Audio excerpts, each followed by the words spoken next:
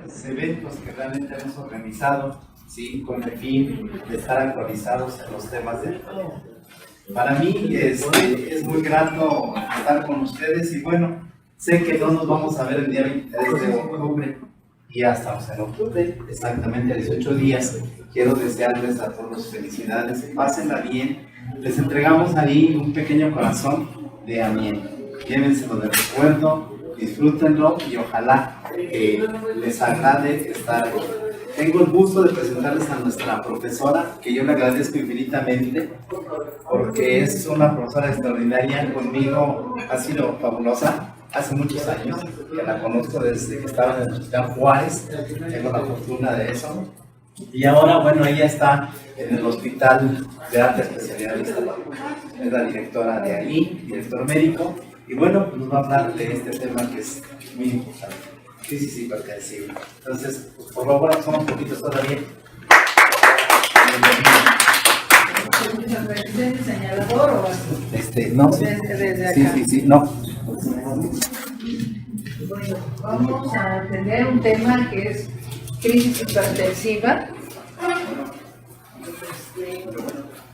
Y aquí tenemos como concepto, se entiende pues una elevación súbita de la presión arterial a niveles que son considerados altos, de manera que se produce daño a órganos blancos o límites de que esto puede ocurrir. En el octavo piso. No. En el hotel de Entonces, esta situación de emergencia y urgencia hipertensiva de todos los pacientes que puedan presentar algún evento de este tipo, pues estamos hablando de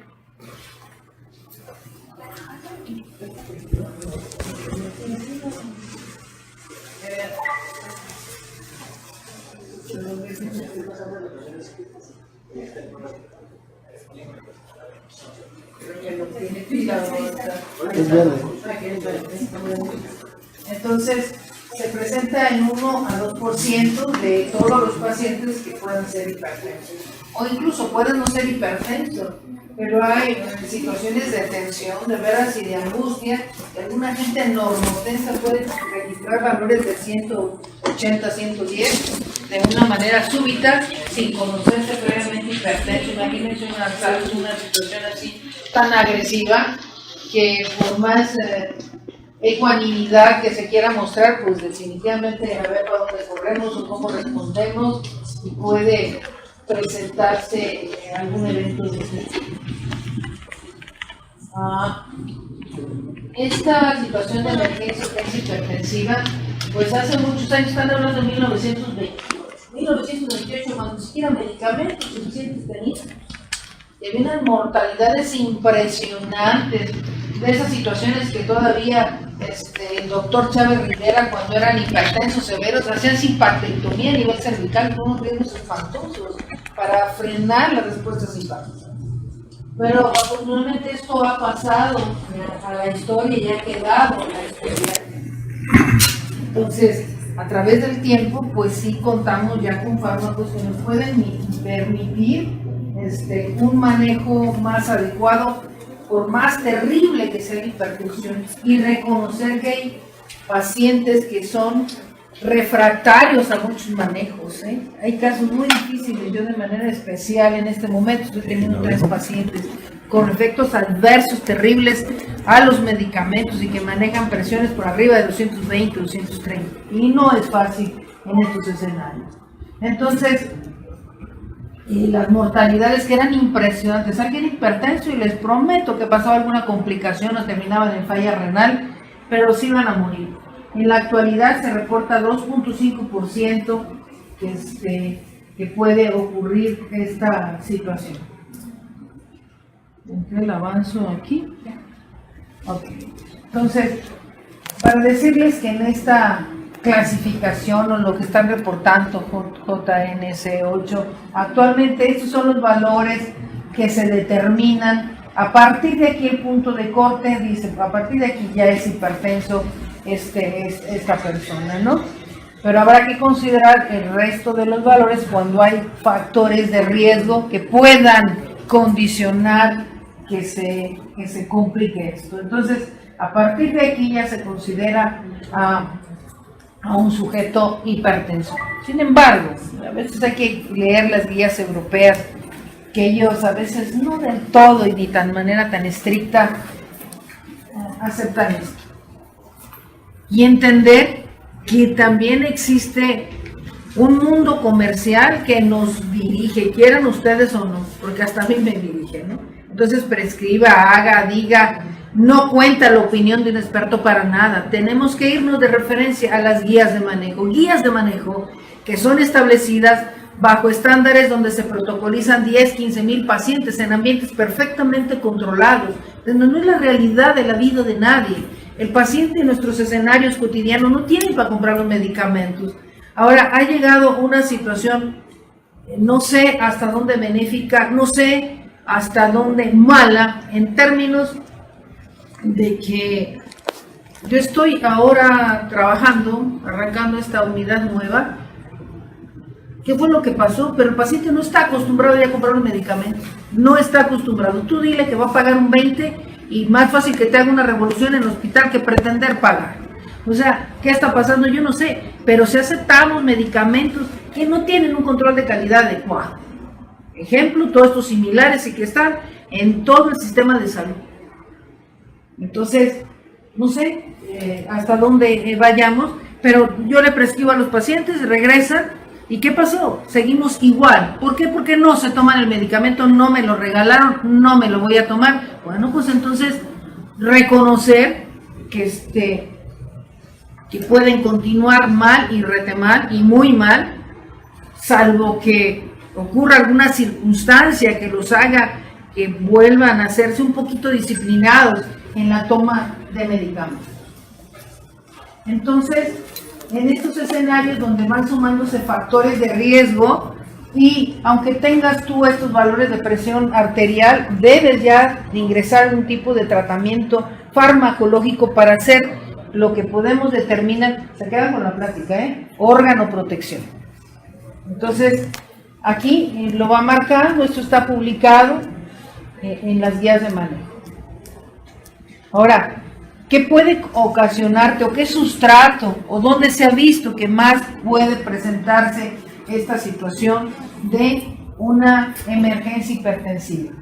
Está relacionado más con el género femenino, con una tendencia más a obesidad en esta situación. Yo les puedo contar, yo he tenido pacientes con un sobrepeso importante y alteraciones en triglicéridos, alteraciones en los valores de glicemia. Y de verdad, son pocos los pacientes que se disciplinan, pero sí tengo yo pacientes que de verdad sí se ordenan, sí se disciplinan y sí observan una dieta. Y yo he quitado medicamentos de manera total al 100%. Ya los dejo con una cuestión profiláctica. Son los menos. Entonces sí hay un tema que tiene que ver con la ganancia de peso y que tiene relación con el incremento de la presión arterial. La cardiopatía hipertensiva, o sea, hay alteraciones estructurales que se van presentando tanto en las arterias, tanto en el corazón, cuando tenemos mucho tiempo de evolución de la presión arterial. Pero vuelta a lo mismo. Tú tienes cambios en el corazón, corazones bien hipertróficos. Y ponle, te lo compro. Cuando los corazones son muy gruesos, de alguna forma alcanza a compensar todavía ese corazón, ese trabajo cotidiano que tiene que hacer. Pero también con ello las arterias van sufriendo cambios estructurales, que no pasa nada. Claro que pasa, se van engrosando, se va hipertrofiando en la capa íntima, hay cambios en el endotelio que de alguna forma pueden detonar en un sujeto hipertenso una emergencia hipertensiva y que la llegue a pasar muy mal. Ahora, puede tener de sustrato enfermedad coronaria, y si esto llega a un tema de infarto al miocardio, una angina inestable, y estamos en ese contexto de hipertensión arterial, nuestra obligación es atenderlo, disminuir esa presión arterial para que nosotros podamos hacer alguna intervención más temprana de ese efecto adicional, esa concomitancia que se está presentando, que es el infarto, es la angina inestable. Porque si lo dejamos hipertenso, pues entonces no podremos, ni puedes pasar trombolítico, ni puedes hacer angioplastía, ni nada, o sea, lo que se dicte hacer en ese momento. Entonces hay forma de corregir y nos va a llevar unos minutos comenzar a reducir los valores de la presión arterial para que podamos seguir con lo otro que debamos hacer. Presencia de enfermedades mentales. Ciertamente estas gentes que tienen trastornos mentales, y les comento, finalmente, ustedes no son ajenos, todos vivimos y participamos de esta sociedad cada vez más agresiva, cada vez más violenta, pero tener pacientes depresivos que toman cantidad de medicamentos, de repente, ¿qué pasa en el entorno? Que nos sentimos agredidos de diversas formas y de verdad que nos obliga a tomar medicamentos para sentirnos menos mal y poder continuar con la vida. Pero es muchísima patología emocional que vivimos jóvenes, niños, adultos, entonces no sabemos cómo frenar. El consumo a la multifarmacia. Yo intento, por más alta que esté la presión, tiendo a buscar esquemas de manejo. Hay fármacos que están combinados, que son dos medicamentos potentes, betabloqueante con calcio antagonista, ver la manera o alguno que tenga tanto efecto a nivel alfa o a nivel beta y que me permita no usar tantos medicamentos. Yo no estoy de acuerdo con la multifarmacia porque de verdad abandonan el tratamiento. No es cómodo estar tomando medicamentos muchos porque lo abandonan. Hay irritación gástrica, el costo también se hace más importante.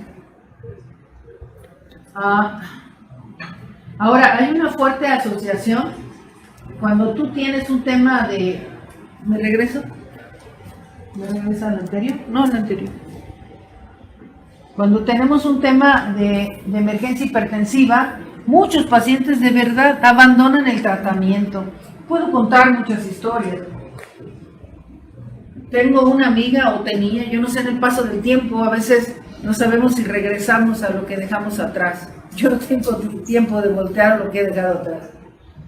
Pero tuve una compañera,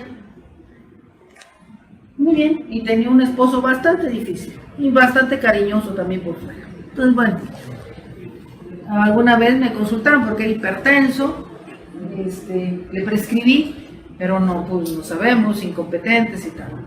Pasado algún tiempo, ese tiempo, como 2 años, pues el lunes, pues mi esposo mal, ¿qué pasó? Pues llega y debuta con una hemorragia cerebral. Ese escenario ya no le gustó, porque ya tenía de secuelas dramáticas, tenía secuelas tanto en habla como en la movilidad. Un chorratal de tiempo para recuperarlo, y al 100 no quedó. Y puedo contar de personajes tan formidables, por una capacidad intelectual grandiosa, que hablan como 4 idiomas, 5 idiomas. Las enfermedades no respetan, y con afectación a ojo, a riñón, a corazón, a insuficiencia renal.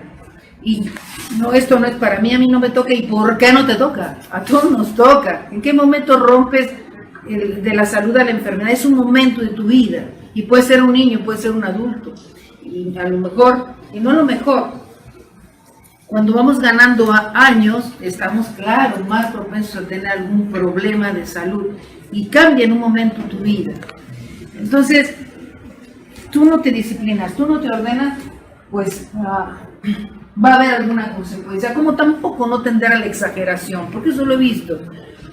Tú tienes 139 y 89 y cosas así, que hipertenso, y exageran en el tratamiento farmacológico. Nada más es, yo ni con 140, 90 prescribo, para nada. Ahora le baja de peso y bájale un tantito a la sal, ciertas situaciones en su vida, disminuir y mejoran los valores de la presión arterial. Pero sí insistirles, en este juego de médico-paciente, tienes que tener colaboración del otro lado, o entonces estamos perdidos. Porque el paciente te exige que esté bien, te exige recuperación, pero tiene que haber un grado de compromiso. No son milagrosos los medicamentos. Y si aparte no te hacen caso, tampoco convencidos de lo que deben de hacer, pues algún día tendrán algún problema que no les va a gustar. Ahora, otras enfermedades reumáticas, los antiinflamatorios esteroideos. Cuando damos los medicamentos, no solamente en tema de lupus o esteroides, evidentemente que te van a incrementar los valores de la presión arterial. Hay un proceso inflamatorio a nivel del endotelio, Y claro que te aumentan los valores de la presión arterial por el tipo de medicamentos, por la enfermedad per se. Son más hipertensos que quien no tiene esta patología. Y ya no digamos nuestros jóvenes. Los jóvenes de ahora, yo de veras que yo ya no entiendo qué es lo que se meten o no se meten. Es más allá de la cocaína o las anfetaminas.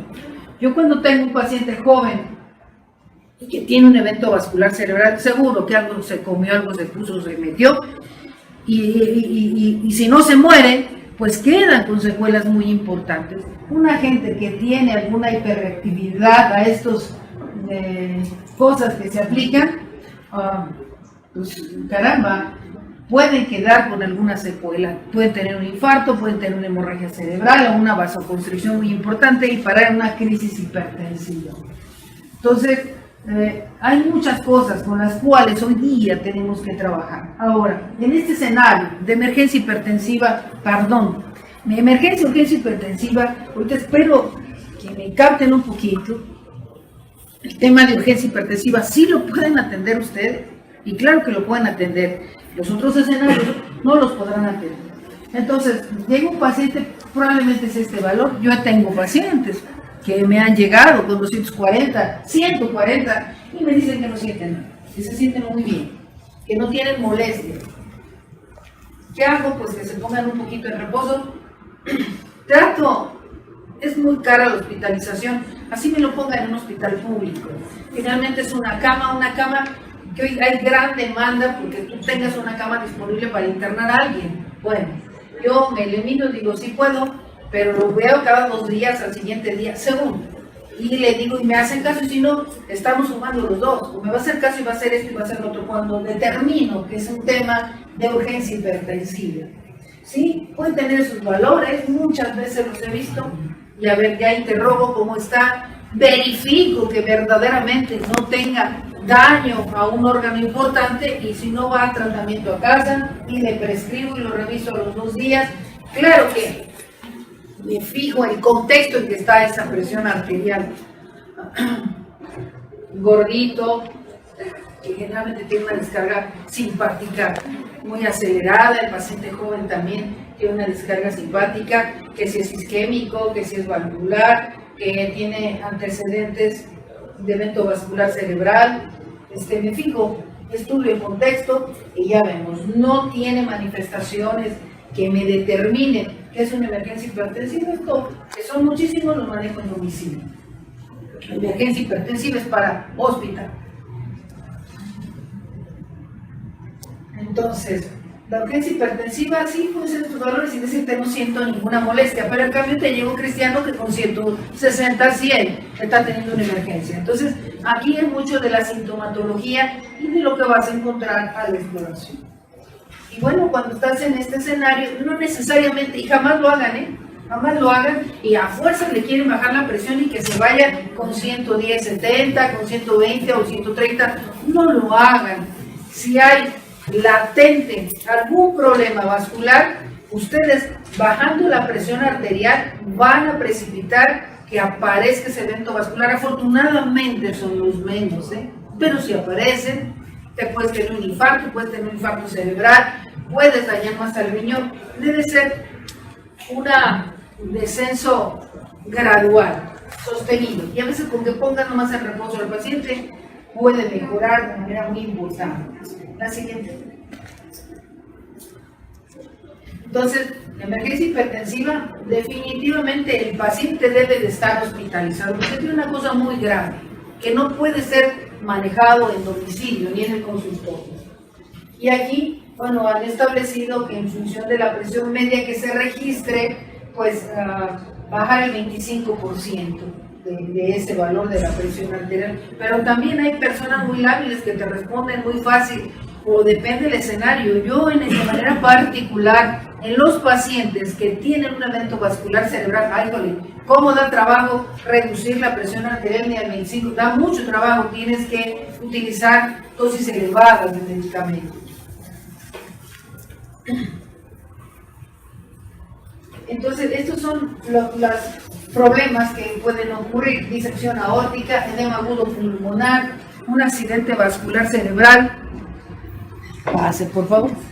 Accidente vascular, eclampsia, preeclampsia, insuficiencia renal, retinopatía hipertensiva, infarto agudo al miocardio, angina inestable, escenarios que definitivamente tiene que hacerse el manejo hospitalizado al paciente. Yo estas situaciones que viví incluso como médico adscrito, que me daban la vuelta, siendo residente en el General, después adscrita en el General, después adscrita en el Hospital Juárez, aneurisma de aorta, le corrían todos y se escondían. Ahora con los abordajes percutáneos, o teniendo de veras cirujanos experimentados, incluso aquí tuvo valvulado y todo, corregimos y controlamos la presión arterial, y esto va para cirugía o va a implante de algún stent metálico. El edema agudo pulmonar, pues manejar, ahorita veremos el esquema farmacológico, pero todos estos escenarios deben ser manejados en una institución hospitalaria. No se puede en casa, ¿no? Vamos con la siguiente. ¿Qué pasa con aquel paciente que está teniendo un problema de urgencia o de emergencia hipertensiva?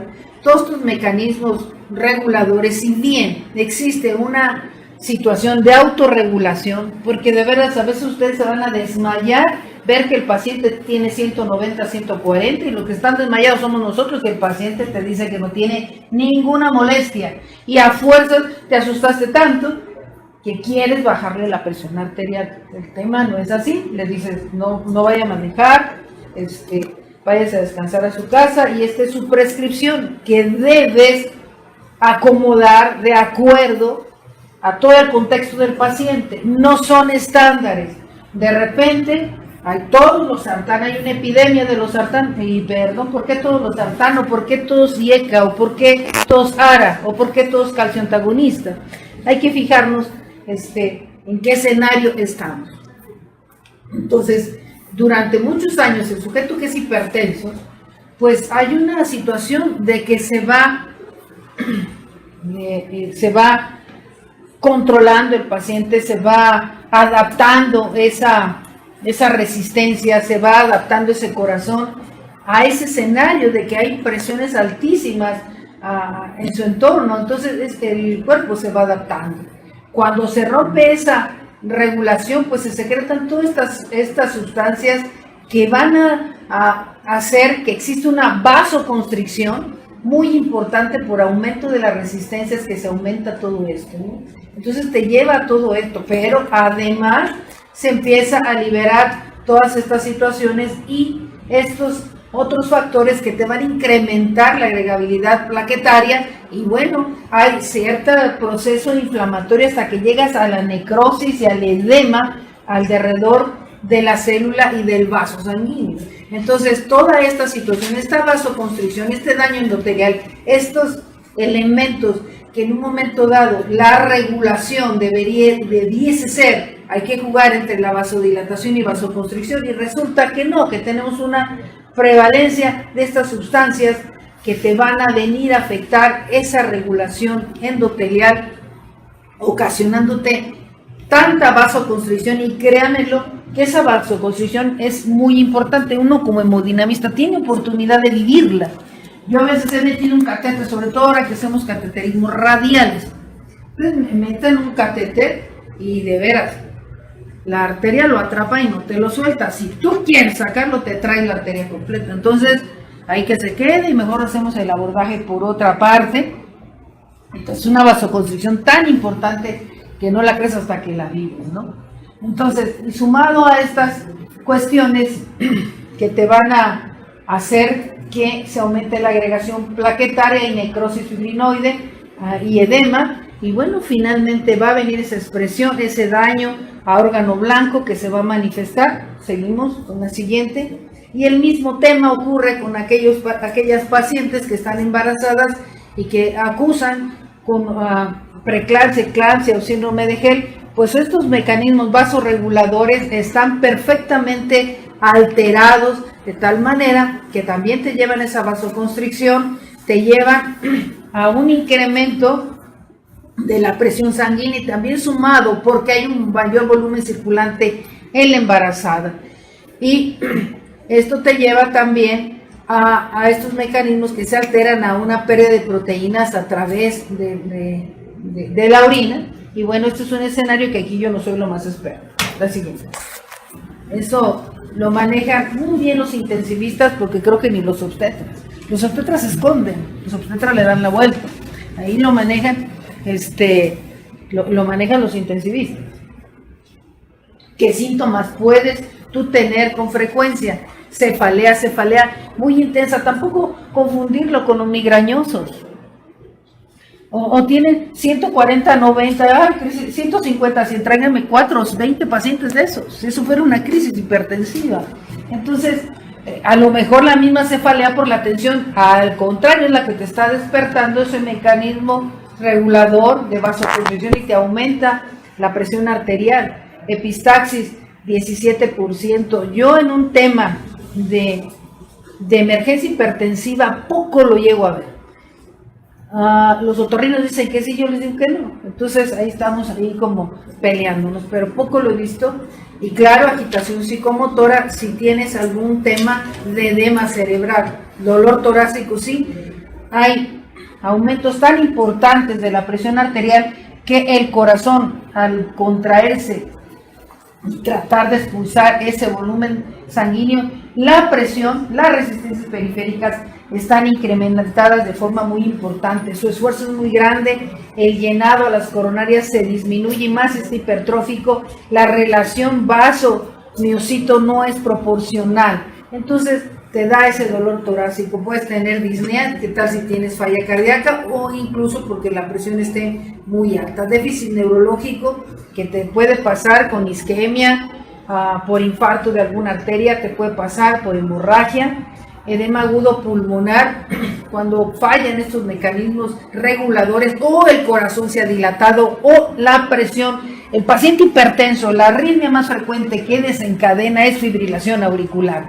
Entonces, puede aparecer y presentarse este escenario de falla cardíaca o de edema agudo pulmonar, o bien tener un tema que pues deben interrogar al paciente qué molestias tiene y a veces viene acompañado con un familiar porque no puede expresar, porque no puede decir o está muy mal y ustedes deben de tener la capacidad de preguntar todas estas situaciones, ¿no? Y los escenarios en los cuales se están encontrando esas elevaciones tan importantes de la presión arterial. Aquí adelante están los porcentajes que señala con la frecuencia que estos síntomas, estos signos acompañan al paciente que tiene una emergencia hipertensiva, ¿sí? Como pueden ver, aquí está porcentualmente con qué frecuencia se presenta esta sintomatología o en qué escenario se presenta la siguiente.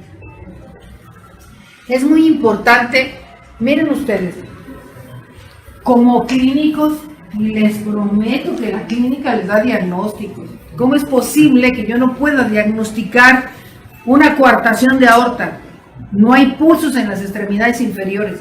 O bien, hay un asunto, la presión en extremidades superiores es más baja que en las inferiores. Aquí deben de registrar al menos 10 milímetros de mercurio arriba que la superior. Puede estar coartado, puede estar estenótico y te da, o qué tal que es un tacayazo, que tienes, aquí sí tienes pulso y en la otra no. Entonces tú puedes hacer diagnóstico revisando al paciente.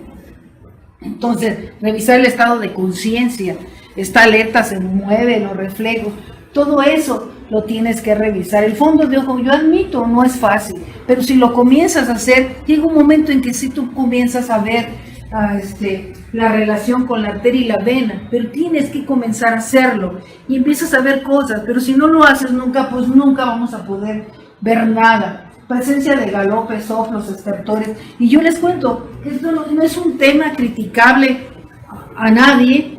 Yo que veo a los residentes y que incluso yo les decía a los residentes, yo no puedo entender cómo ustedes sostienen un diagnóstico cuando ni siquiera han explorado al paciente, con una paciente de manera particular, un caso muy difícil, digo, tiene hipertensión pulmonar, necesito mi mano nada más y te digo que tiene hipertensión pulmonar y necesito mi estetoscopio y te digo que tiene galope, pero los residentes no saben explorar y nosotros creo que ahora no sabemos enseñar.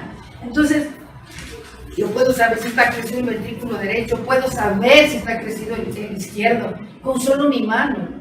Pero no es cosa de magia, es un tema de formación, es un tema de hacerlo de manera cotidiana y claro que tenemos diagnósticos muy precisos.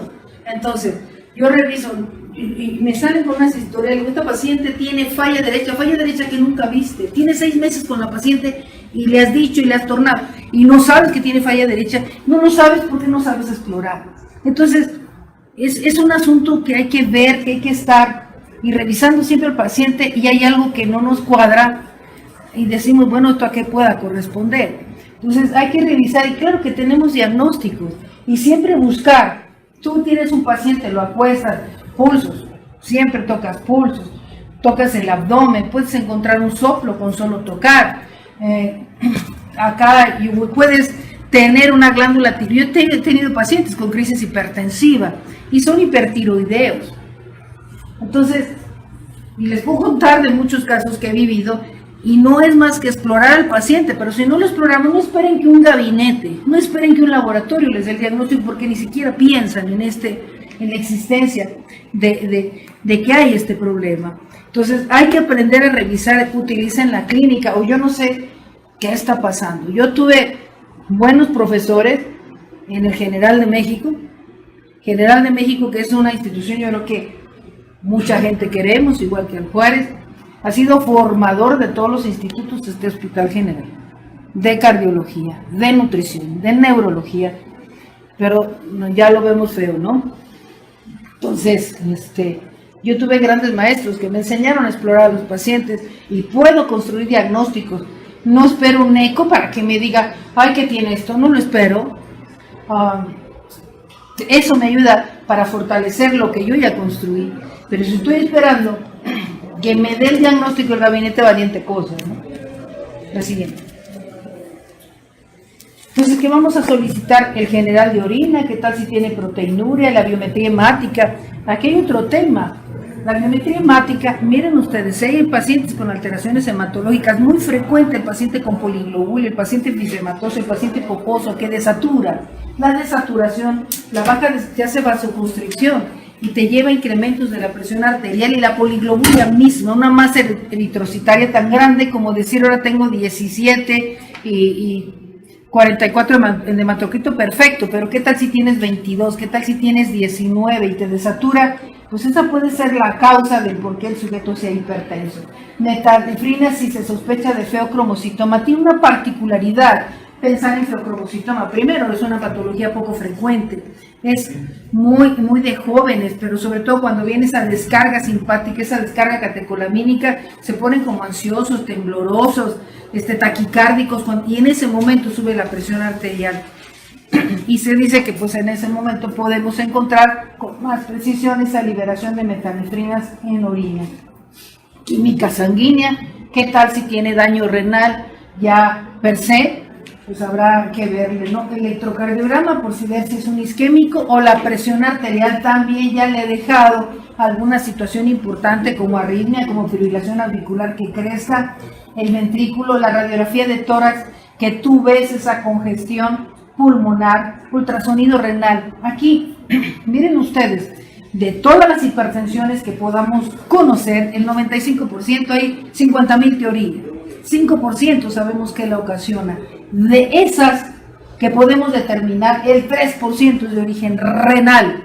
Siempre buscar, cuando vayan a protocolizar un paciente, sí, claro, el general de orina, los electrolitos séricos, y sí, claro, si es un drogadicto, pues ya mirarán ustedes, que hasta no pedirlo, sí pedirlo, pero dentro del protocolo de manera inicial siempre pidan un ultrasonido renal. Pueden encontrar un riñón poliquístico, pueden orientarlo a que tenga un tumor suprarrenal, pueden encontrar estenosis, una relación de corteza médula alterada que les puede estar proporcionando que el problema está por ahí. El ecocardiograma transesofágico ante una disección aórtica, una coartación de aorta que puede incrementarnos la presión arterial. Y bueno, si tiene deterioro neurológico, pues una tomografía simple o contrastada o hasta resonancia para el estudio de estos pacientes. Entonces, aquí, ¿qué le vamos a hacer para un tema de tratamiento de estos pacientes? Entonces, la gravedad no debe ser valorada en función de los valores de la presión arterial. No es así. Les depende las manifestaciones clínicas y lo que ustedes estén recabando en la exploración. De ahí que le corren o se la llevan tranquila. Entonces, de verdad, no hagan que baje la presión de manera inmediata, llévense su tiempo. Entonces, como aquí lo señala, mejor nos hacemos patos y a ver qué más le podemos hacer. Entonces, no intentemos que la presión llegue a valores normales. Y esto es verdad. Yo leí hace muchos años, yo ya no estoy joven, pero alguna publicación que salió del Seguro Social, yo creo que tal vez tenga unos 25 años, con simple reposo, la presión arterial baja de manera muy significativa, sobre todo en aquellos casos que puedan ser una urgencia hipertensiva. En una emergencia, pues esto le corren para el hospital. ¿Para la siguiente? Aquí hay un esquema, flujogramas de qué van a hacer si hay una urgencia hipertensiva. Entonces pueden llevársela más tranquilos en bajar la presión entre 24, 48 horas, 72 horas, poner al sujeto en reposo y volver a registrar la presión y darle algún ansiolítico. Yo en realidad nunca lo he utilizado. Ver si la respuesta es buena, pues mandarlo a domicilio.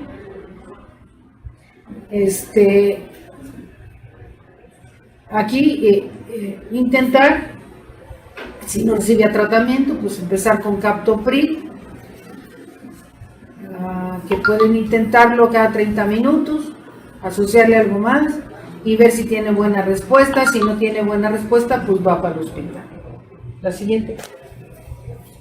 En un tema de emergencia hipertensiva, bueno, pues hay que tener permeable la vía aérea, siempre buscar eso, medir la saturación, medir la presión arterial, tocar los pulsos de las 4 extremidades y si pueden, pues tomar también la presión en las 4 extremidades, electrocardiograma de 2 derivaciones e ir teniendo una vía permeable y valorar el nivel de conciencia. Medicamentos que sí podemos tener, esto no tenemos, bueno, yo no lo he visto aquí en México, yo no lo tengo, no lo tenemos.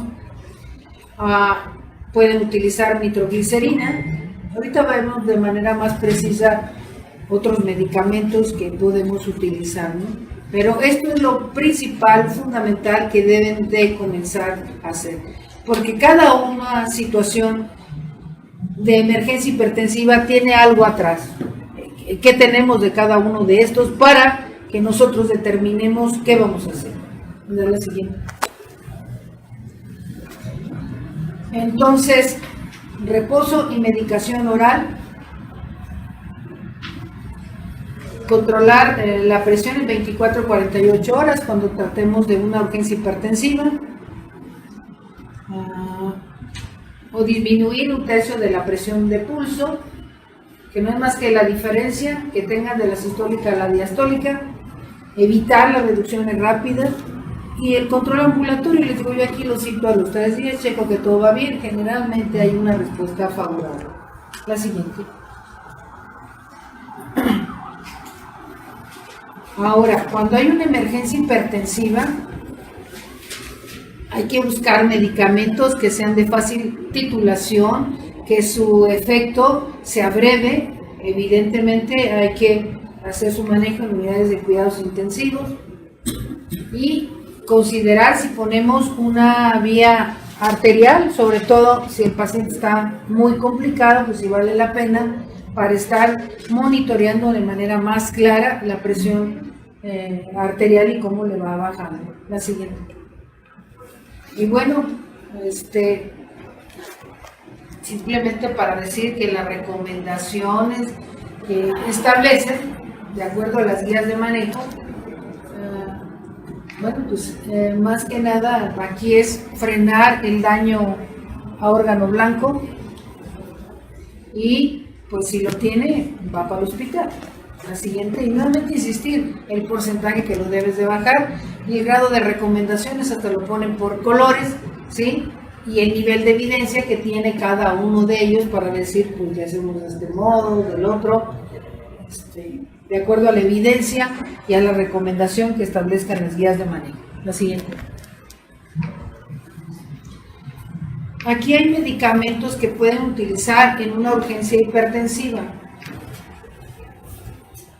Generalmente el amlodipino, el nifedipino, el nicardipino son medicamentos calcioantagonistas con muy buena respuesta. No tenemos esto, no tenemos esto, en Alapril sí hay prazosin. Sí, entonces eso es lo que pueden utilizar para reducir la presión arterial, inicio de efecto de cada uno de estos medicamentos, ¿sí? Y con un pico hasta 24 horas que puede durar el efecto de estos que sí encuentran amlodipino, enalapril, prazosin. Los calcioantagonistas provocan edema y puede ser edema muy importante. Y a veces se les dice, el médico tratante les dice, no, pues se aguanta con el medicamento, aunque se le hinchen las piernas, pues perdón, no puede ser. Hay que intentar esquemas farmacológicos, pero no los efectos adversos que pueda brindar algún tipo de medicamento. Esto ya saben que da tos. El prazosin es un alfa bloqueante, de tal suerte que en las primeras tomas se puede sentir muy mal el paciente porque tiende a ser hipotensión ortostática. A lo mejor pedirles que se lo tomen ahí ajustadito, ¿no? La siguiente. Entonces, no usar nifedipino y sobre todo el de 10 miligramos, hace mucho que nosotros no lo utilizamos, porque lo que te precipita es más potente que esto. Puedes tener una isquemia cerebral que no tenías, o renal o miocárdica, y aumentarte la mortalidad si se presentan estos problemas. La siguiente. El abetalol no lo tenemos en Novenoso, no existe, no lo tenemos, pero bueno, simplemente para mencionarles que tiene un efecto en los receptores alfa y beta y tiene una acción, inicio muy rápida de uso endovenoso, y que disminuye la frecuencia cardíaca como un beta bloqueador, evidentemente gasto cardíaco y las resistencias, y disminuyente flujo cerebral y coronario y renal, ¿no? Pero no lo tenemos. Hay un beta bloqueador muy potente que tiene efecto alfa y beta, que se llama carvedilol. Esa es la sal, carvedilol. Es muy potente, viene en presentación de 25 miligramos. Aquí siempre jugar con la frecuencia cardíaca. Puedes llevarlo 55, 50 latidos sin que tenga síntomas de cansancio y de agotamiento. Y sobre todo en pacientes jóvenes, claro, que toleran los betabloqueadores muy bien. Entonces se llama carvedilol, el nombre comercial Dilatren. Es muy potente, más potente que los betabloqueadores que tenemos, el metoprolol, el atenolol, hay un montón, esmolol. La siguiente. Entonces, esto es cómo viene la presentación y cómo se administra, pero no lo tenemos en Estados Unidos, nosotros no lo tenemos. La siguiente. ¿Dónde está indicado? Los betabloqueadores le acomodan muy bien a la cardiopatía isquémica, a la encefalopatía hipertensiva, disección aórtica, preeclampsia, eclampsia, aunque ellos se las gastan con hidranacina. En evento vascular cerebrovascular intracraneal, entonces son las indicaciones para el uso de estos betabloqueadores intravenosos. El esmolol, hay escasez, no había, hasta hace 3 semanas no teníamos. Su acción es muy rápida, es muy breve, es muy corta, y no es un medicamento que usemos tan de rutina. Lo siguiente, el otro clic. Ahí va a aparecer.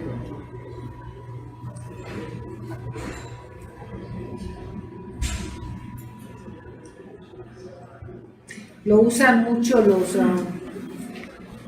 los ecocardiografistas para hacer, ¿cómo se llama? Esto que hacen ecocardiogramas con farmacológicos para ver si tiene isquemia miocárdica. Pues estas son las indicaciones. Finalmente es un beta bloqueador nicardipino. No sé si ya hay en el mercado o no había. Es un calciantagonista. Y es vasodilatador, aumenta el flujo cerebral coronario, aumenta el flujo cerebral, inicio de acción 15 minutos, duración de 4 a 6 horas. La siguiente. Esto es como lo van a infundir, 5 miligramos por hora. Lo sostienen a 2.5 miligramos por hora cada 5 minutos, dosis máxima 15 miligramos por hora. El siguiente, indicado en edema pulmonar, encefalopatía hipertensiva, en accidente vascular cerebral isquémico y en hemorragia, disección aórtica, en eclampsia, falla renal, anemia microangiopática. La siguiente. Este tampoco lo tenemos, pero bueno, esto viene en todas las guías de manejo de estos medicamentos, ¿no? El siguiente. Entonces esto es como se maneja, pero no tenemos ni veo que vayamos a tener muchos años en el país. La siguiente. De la otra. Hidrocruciato de sodio. También tuvimos una temporada que no conseguimos por ninguna parte. Y bueno, esto es un medicamento que sí se usa mucho en emergencia hipertensiva. Tiene un efecto tanto a nivel venoso como arterial. En el lado arterial, ya que disminuye hace vasodilatación periférica, disminuye la poscarga, la resistencia al vaciado y a la precarga. Puede producir robo coronario si de alguna manera llegas a vasodilatar mucho el lecho arterial. En breves segundos ya tienes efecto y tienes ahí que estar fijándote para... ¿Me da la siguiente? Para que lo puedas dejar en estas dosis, ¿no? Hasta 0.1 microgramos kilo minuto, hasta 2 microgramos kilo minuto. Y bueno, casi siempre intentamos dejarlo unas 42 horas, 72 horas, 41, 72 horas, tratar de destetar lo más pronto posible de este medicamento a los pacientes. La siguiente. Y está indicado en estas patologías. La siguiente. Disección aórtica, que se llega a confundir con infarto agudo al miocardio, pero no ves cambios en el ST. Tiene una mortalidad alta, pero bueno, esto también depende de las instituciones, ¿no? Si me pasa como en el General Luis Juárez, que ves un aneurisma de aorta y que está comprometiendo vasos supraórticos a las coronarias, pues hay que buscarle algún lugar, porque en la mente tenemos que, no hombre, pues yo no sé, el instituto es el único que opera eso y con unas mortalidades altísimas, ¿no? O que la raza, o que el centro médico, pero si nunca vences esos temores que tienes, jamás vas a caminar en agua. Entonces, tienes el conocimiento, pues entonces hay que hacer las cosas, y si con cierto conocimiento o con mucho conocimiento, pero hay que intentar hacer las situaciones, porque si no, pues no caminamos, ¿no? La siguiente. Entonces, aquí, pues hay que bajar la presión arterial a menos de 120 milímetros de mercurio para frenar esa separación que está presentando la íntima, la media y la adventicia. Se adelgaza, se rompen los aneurismas, y a ver quién aguanta una presión y de 100 milímetros se muere por sangrado. La siguiente.